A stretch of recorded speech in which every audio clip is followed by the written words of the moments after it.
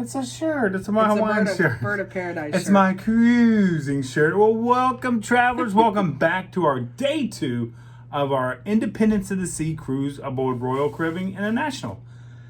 We are so glad, first of all, everybody's watched some of the first one and we've seen some of the comments. Thank you so much for all of you guys watching and commenting. We really love to read the comments and to share the comments. So thank you so much for that. If you are new to our channel, well, actually, let's back up a little bit. For our travelers that are already subscribed to our channel, thank you so very much. And if you're not yet on our travelers map, make sure you send in your location so we can put your name up on our travelers board. And if you're not a subscriber to our channel, our fellow traveler, go ahead and hit that subscribe button right down below. It doesn't cost you a thing, and you get to enjoy our craziness sometimes. So day 2, we are pulling into Nassau. I have popcorn too. Michelle bought popcorn. Apparently she likes watching. I'm watching a movie too. Day 2, we are pulling into Nassau. And you know we have the ocean view with the porthole. So we left the windows open. So it was really nice. The sun came in and we seen Nassau as it approached. And as we approached, sorry. My grammar teacher over here. Speaking of which, hello, Ms. Lori.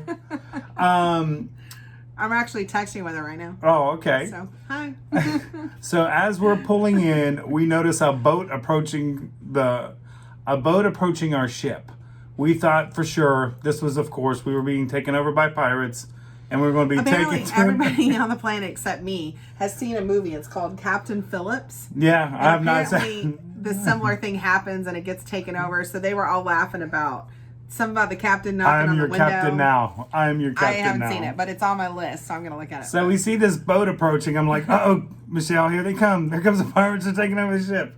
But it was the pilot boarding the ship because we didn't know, and I didn't know. It said pilot on the side of the ship.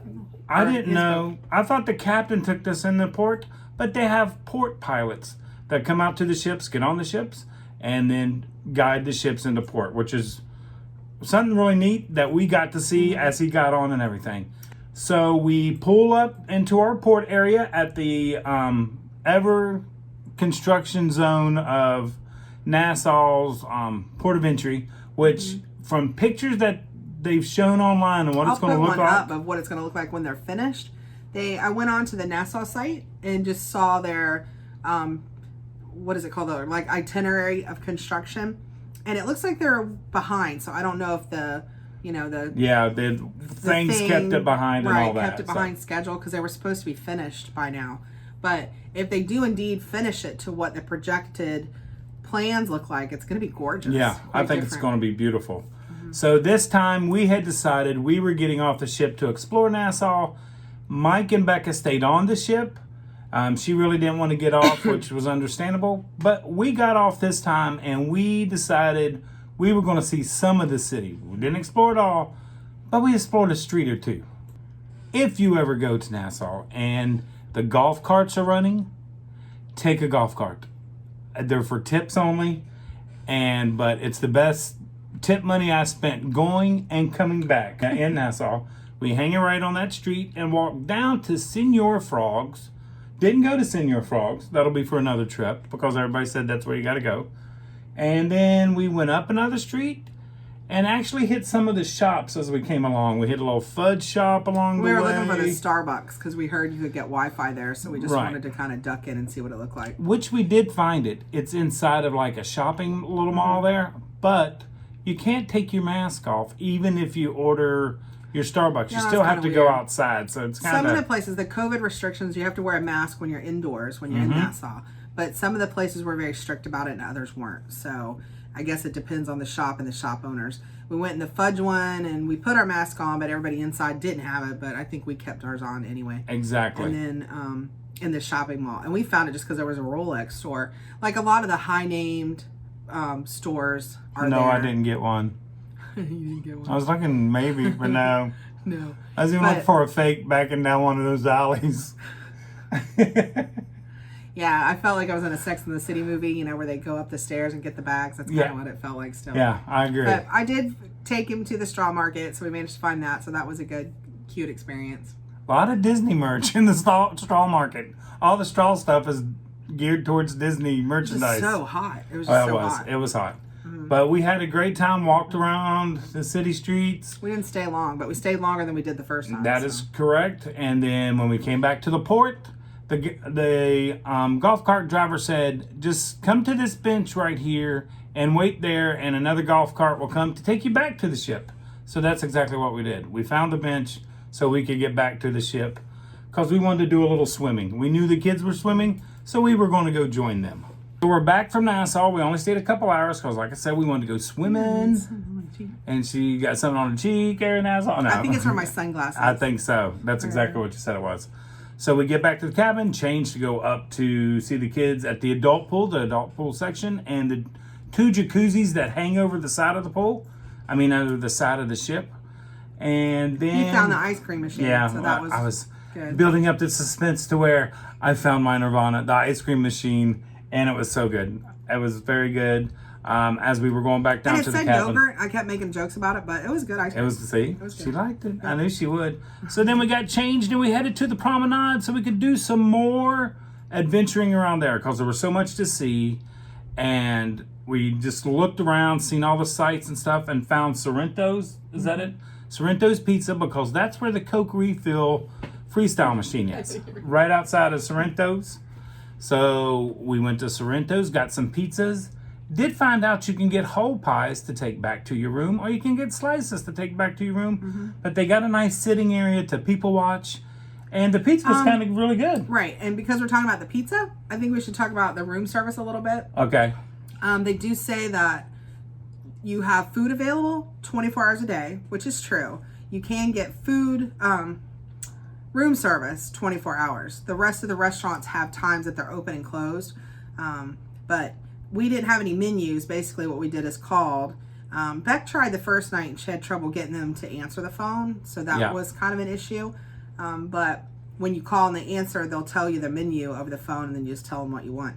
Now there is a service charge for that to deliver to your room, and then there's an 18.25, I think it was, gratuity that they automatically add on. So there is an extra charge for room service, not for the food, but I think for breakfast, I know it was $7.95 was the flat service charge, and then plus the 18.25% gratuity. So Sorrento's is a great alternative because it's free. You have to pick it up, but you can get it by the slice. They have like cookies and desserts there. And then also, like you said, they'll make a whole pie if you want that. And I believe they are open till 3 a.m. Sometimes they're open 24 hours once everything goes back to normal. But they are open till 3 a.m. So if you want your pizza fix, you can get it there. We talked about the Cokes. And we took our little Coke refills. From our little... as you can see back there on the thing. The yellow and the orange. But we ditched them at this point. Yes, because we found the trick. So tip number 2 for today. Yeah, Tad tip number 2 for today. We found out that if a bar serves Coca-Cola, all you got to do is show them your room key that you have the package, and you can get a Coke anywhere on the ship or a soft drink beverage anywhere on the ship. So the bars, not a problem. They give you a Coke. So you didn't have to carry the tumbler all the time with you. You could actually just walk up to the bar and say, "Can I get a Coke, please?" They check your room key, and you got a Coke. So that's when the cups left our possession. So I found, real quick, they have a Coconut Ranger cookie that they serve at Sorrento's. It was my favorite cookie on board, my favorite dessert. So everywhere we went, I would collect these cookies. So at the end of the night, I would make sure I got my cookies for Pepsi bedtime snack, and then a handful of cookies to take back to the room. That was our. They were really good. It was fun. I mean, it was really interesting. Cookie fix. We did notice as we were at Sorrento's, we noticed that there was placards on the tables that said, what did it say? Unavailable. Said, That means it hadn't been cleaned yet. Or if it was cleaned, they flipped the card over and it said available for seating. So we really did like that. They had people cleaning all the time. They did, and they had like servers inside of like windjammers that would ask you for your beverage, and if they needed to bring you beverages, you could pick them up at the bar, but they would also bring them to you at the table, and then they would walk around and flip these cards. If you were sitting there, they would flip it over. Exactly. So they did really try to make sure each table was clean, before the next person sat down. So I was happy with that. Also, every cast member on the ship was wearing, every crew member on the ship was wearing a mask. If they worked for Royal Caribbean or for any of the third parties, they all had their mask on, and they all were above their nose. No dragon downers, nothing like that. So that was nice to see. Very friendly. All we found, everybody that I had came in contact with was eager to help. And wanted to make sure and kept asking, are you having a good time? Are you having a good trip? So they genuinely tried to make sure that, everybody was happy. Yeah. The service, I had not one problem with the service at all. Service was fantastic on this ship. And then, of course, going into the eateries, they had the places that you washed your hands. But weirdly enough, they didn't at the main dining room. They just had the sanitizer pump. Right. But at the buffet, you had to stop. There was always one particular lady there that would say, washy, washy. Washy, washy. Be happy. So. They do have a Ben & Jerry's ice cream on this ship. It is an additional cost. It was $2.50 for a sugar cone, which I thought was a deal. And they had 12 different flavors. So that was nice. I thought the deal was the free ice cream up by the pool. It was. I think I like that ice cream better than but that was also seven decks up. I found this little baby. It was probably better because it was free. But it was that could be. That could be. I mean, but then we found out Becca's other addiction was also ice cream because she was an ice cream fanatic. Yeah. Well, this is where we got the ice cream and found out Mike's vice, right? Like Becca's was the gambling, and Mike found. Yeah, Mike. As we were rolling around the promenade, Mike wanted to try some bourbon, some black Hennessy. It's a cognac, and he walked up to the bar and he says, "Oh, I'd like to try the black bourbon cognac." I think he's used to Disney to where you can ask sometimes little things like that and they'll give you like a little sample. Right. Well, they gave him a sample, okay? Right? Yeah, it was a double sample and it was $30 and he had to come back to the table and explain this to his wife, Rebecca, which was a thrill in itself just to watch the interaction between that one. Sold a white Hennessy on board, which we didn't know because we don't drink. So we didn't realize how difficult it was to obtain that in the States. Had we known, we probably each would have bought a couple bottles to bring Mike, even though we don't drink, and we gave it to Mike. She's exactly right, because there's only 4 places in the world you can buy white Hennessy, and the United States is not one of them. You have to bring it in from Jamaica or the islands. So Michael never got white Hennessy. And that's what I had asked. I said, well, why don't you just buy a bottle? Because I think when I saw it was on sale, it was like $71 a bottle or something like that. I said, why don't you just buy a bottle? It's cheaper than buying the drinks. But if you buy alcohol on the ship, you can buy it, but they put it aside until you disembark, and then they give it back to you to take on the ship. They don't want you to drink that. They don't want you to drink that way. They want you to drink their liquor. Yeah, I get it. Makes sense to me. Yeah. So then, of course, they've got two elevator stations. Each elevator station has 4. So there's 8 at one end of the ship and 8 at the other end of the ship. They do become congested. But on the floor, they tell you the day of the week. So if you're getting lost and you don't know where... You don't know where you are on the ship, but you know what day it is. Yeah, they'll tell you what day it is. Once you get in the elevator, they'll tell you everything that's on each floor.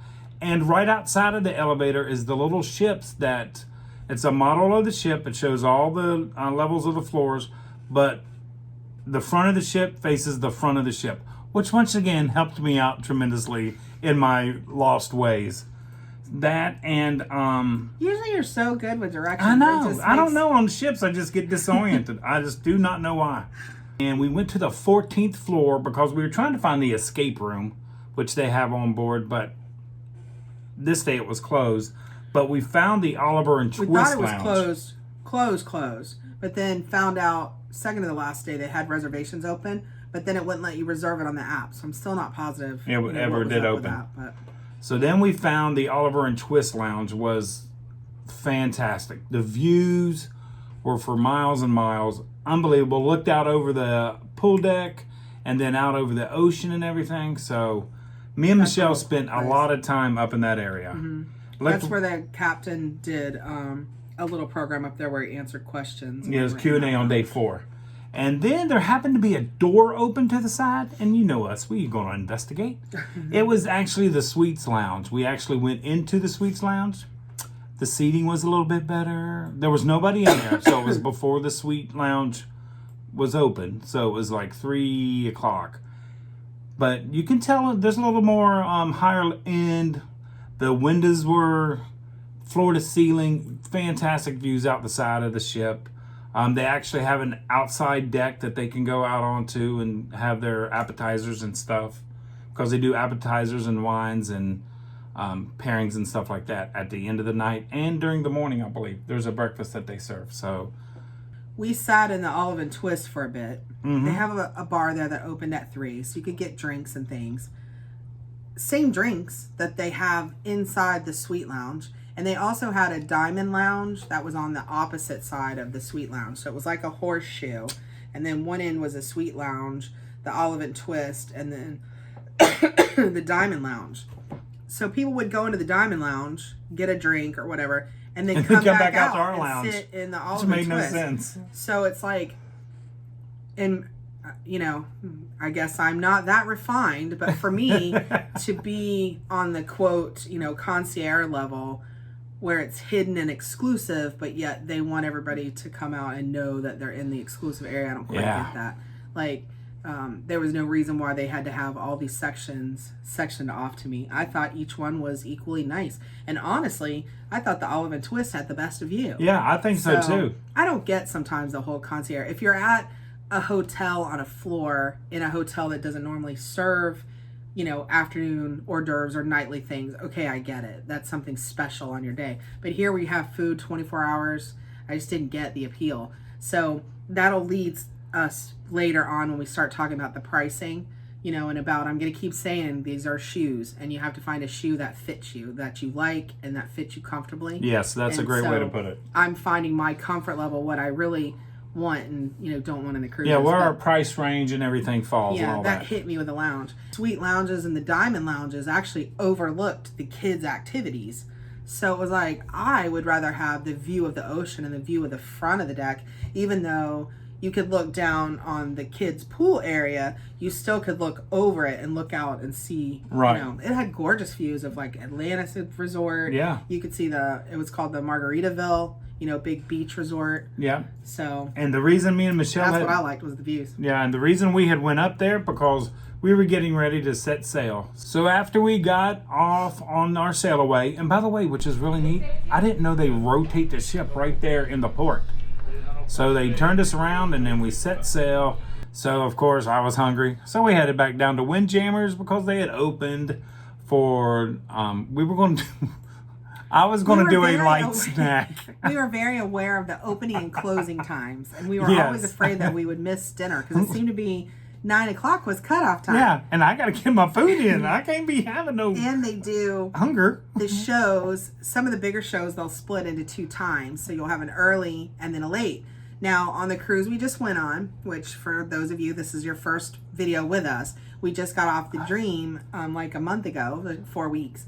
And they had rotational dining, and then they had the buffet there, and then they had 2 shows. So their seating times, you had early seating or late seating, which then coincided with the show that you watched. So you would either eat dinner and then see a show, or you would see the show and then eat dinner.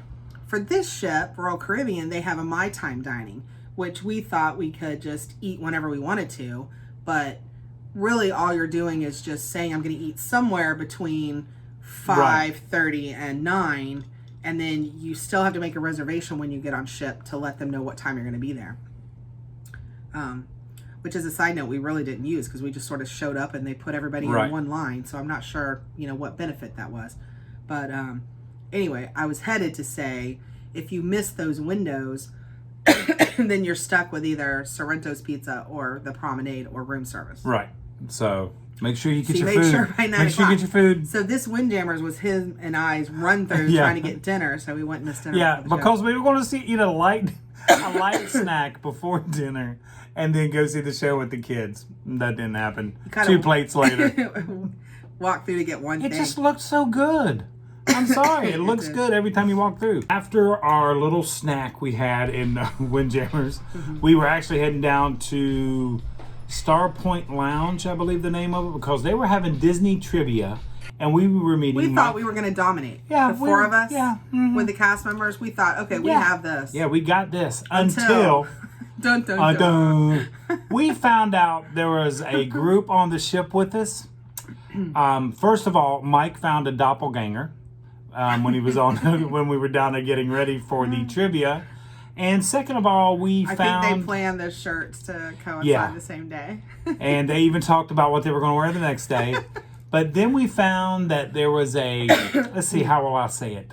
There was a Disney plaid on the ship. And if anybody knows what a plaid is, that's a VIP tour guide who has to know everything there is to know about Disney, no matter what. Well, let's see. How do we say this kindly? I'll say it since, I'm the one. Since you're the one. There's a difference between playing trivia. Like, imagine well, okay, I'm just going to say it. So you're playing Disney trivia. With normal people, you're like, the princess that wears blue, what's her name, right? We would say Cinderella. Well, a Disney fan is going to say, the princess, well, exactly what color is her dress? And if you don't say exactly the right color, they're going to say, well, in 1922, her dress was this color, so technically her name was this. So it wasn't just a friendly game of Disney trivia. It almost felt like they dominated. They knew everything. I was like, man. But one of the questions were, what is the name of the 3 hyenas from The Lion King? I can tell you. Like, who the heck? Do you guys know the name of the 3 hyenas? Right off the top of your head? Okay, don't look. If you know, and you're watching this, if you know the 3 hyenas' names, leave it in the comments below. They can cheat though. They can look up on Google. Yeah, don't look it up. But these. But see, we were handicapped. We couldn't even Google because we didn't have Wi-Fi. So we didn't answer what we knew. We didn't buy the Wi-Fi package. Poor Becca was our help in the kid cartoon section. Yeah. She knew all the answers. Yeah, so, Becca did. Except that one. Actually, Becca did really well. We only missed 3 answers, so I was proud with what we had achieved that night. This has really opened my eyes. This wasn't kind of what we were going to talk about, but I'm going to throw it out there anyway. Like, I thought, it was like the 3 major food groups of the cruise industry was basically Disney, I'd heard of Royal Caribbean, and Carnival. But since we've been looking, oh my goodness, there's MSC, there is Norwegian Cruise Line. Right. And they have Celebrity. I'm like... She is cruising looking all the time. She's cruising for a cruise. We licked our wounds from being dominated in the Disney trivia and headed off to our dining at the main dining room. This is our second night. But they had, of course, I was so happy. But this is the only night they had it. My favorite dessert, the Grand Marnier souffle on there. Mm-hmm. And it was, I'm going to have to say, it was pretty good. I enjoyed it. I felt it was good enough to get 2. So that's why I went ahead and got 2 on this night. Mm-hmm. And then we headed back to our rooms for a little respite after dinner because we were heading to the show that night. And Becca sent us a picture of her little towel animals because we didn't get any towel animals except for one. But it was a cute one that we got. So Becca would send us her towel animal pictures every night. So as far as the room steward, I think I said yesterday, ours said this was her first cruise, so she was really new. And what I would have liked to seen that I didn't see when you go to a Disney hotel, and I know you shouldn't expect this at other hotels, but they do it on cruises. Right. They got a new animal every night. We got one bird. And then we'll show it. And this poor little bird stayed with us the whole time, I guess. So I kind of felt like, either way on the service there. Right. We went to the show. They had a show. It was an invitation to dance. It was supposed to be ballroom and Latin style dancing from the international troupe on the stage. Which was a good show. And I still can't remember the name because you just told me 10 seconds ago. Invitation to Dance. And it was a good show. I will have to say the shows are a little dated to me. I would think Dirty Dancing show. Yeah, that's a good thing. But the one thing that really impressed me, which I think we got a couple pictures of, is they actually had a live orchestra performing the music as they danced. So I thought that was pretty neat. Weren't you a little bit disappointed, though, when the people came out? There was one segment where they had the red velvet ropes that came out. Oh, I thought they were going to start spinning around. They're going to start like the rope, the curtain twirling, but they didn't. And it just led into a Spanish dance. But I thought they were going to start swinging around. Because I was like, all right, this is going to beat the ice skating if they do this. Yeah, really. Because they twirled that little girl around and almost hit her head many times on the ice. But it was good. It was good. I remember thinking by the end of the show, I already knew this was probably the cast that was coming back for Sandy. So I was, or for Grease. For Grease, yeah. So I was already picking, okay, Yep. that's Sandy. This person's going to be this person. Yeah, after that, we just decided it was late because that show ran late. And I think we may have went through the casino one more time. Sure, yeah. I'm pretty sure. And then after the casino trip, we did head off to bed because the next day, which is day 3, which will be tomorrow, which is perfect day at Coco Cay, and that is their private island. It's only their island. And it was a little different experience than going to Castaway Cay with Disney. Yeah. All in all, up to the end of day Day 2, two. everything seems to be, I mean, it's a great cruise. I'm having a great time. Rebecca's having a great time, having a little seasickness, but that's about it. And Michael, you know, on his 28th, 30th, we're not sure what cruise he's on. But anyway, I think it's his 7th. Found it so far having a good time. And I think even today we're definitely expanding our education about what a cruise is and what's out there and what you can get. You can't just look at a cruise, first off, see a price and say, oh, well, it's too expensive. That's not for me. Right. Look a little deeper, because we're seeing that, you know, for instance, we're looking at Virgin, we're looking at Norwegian.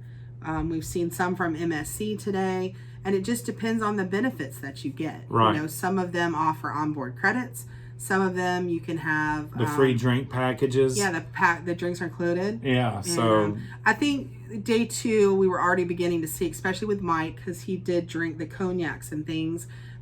His price point was getting pretty close to the package price point. Yeah, would have paid off for the package for him. We had all sort of convinced ourselves if we got the cheapest drink package, which was just the Cokes on Royal Caribbean, that we would be fine. But after the hiccup with the cup, and I wasn't too happy carrying the cup around. Right. And then it's sweats. It's not insulated, so your ice goes really fast. So I would rather have just a regular glass. Yep. And then, you know, I wasn't really drinking that many, you know, to warrant the bigger package. But I was kind of jealous because we did end up getting like a pina colada every day, like a mocktail. Right. And then, you know, one day we got the drink of the day. So you do start to then get closer the more to you're that on price the ship point. and Yeah. the more you order. So and we'll talk about that in the end. Like we said, we're going to do a but I just want to say I know from 2 we were already starting to think, well, gosh, we might have drank a little more if we would have went ahead and bumped up to that package. Yeah, that's the best way to say it, because, you know, Becca loved the pina coladas, the mocktails on there, and like she said, she could have drank 4 or 5 a day, but she held herself back because they're $10 a piece. And the good thing is, with the app, it shows your purchases right to the second you do purchases, so you can keep up with what you're spending on board. Yeah, they got a great app. They do have a great on-ship app. I do like it. Their maps of the ship. You know, it's right there on your app. Yeah. Mm-hmm. I like that. Yeah. And then your account was there.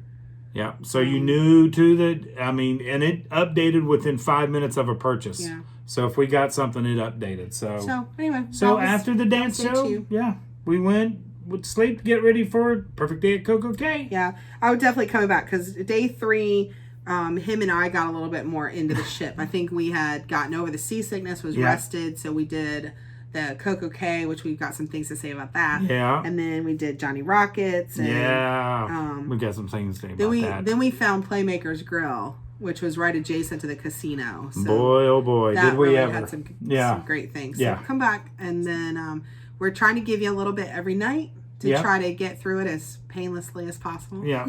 So just leave your comments down below if there's anything you want to know. And like we always say, travelers, until next time, travel and adventure is out there. See you tomorrow.